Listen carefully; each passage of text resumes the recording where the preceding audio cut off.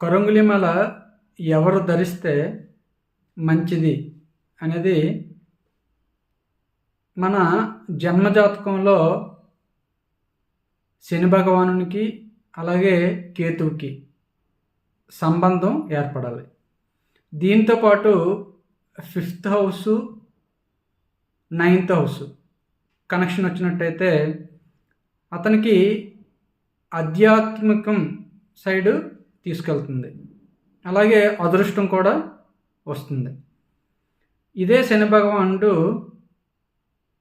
2, 6, 11 భావానికి సంబంధపడినట్టయితే అతనికి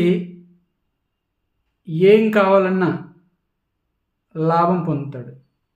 ఈ విధంగా శని భగవానునికి కేతువుకి సంబంధం బిఎన్ఎన్ భృగునంది నాడిలో చూడాలి. సిగ్నిఫికెన్స్ తీసుకునేటప్పుడు కృష్ణమూర్తి పద్ధతి ద్వారా సిగ్నిఫికెన్స్ తీసుకొని మనం ప్రొడక్షన్ చెప్పినట్టయితే ఆ వ్యక్తికి 100% లాభం పొందుతాడు. అలాగే దీంతోపాటు చాలా మాలలు ఉన్నాయి.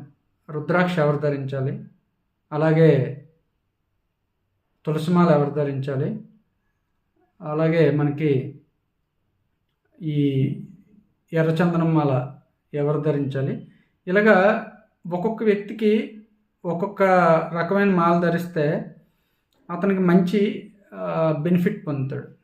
అది ఏ విధంగా అనేది వాళ్ళ యొక్క జన్మజాతకాన్ని పరిశీలించిన తర్వాతే చెప్పాలి తప్పించి అందరికీ ఒకటే రెమెడీ కింద చెప్పినా దానివల్ల ఉపయోగం ఉండదు. Okay friends, thank you.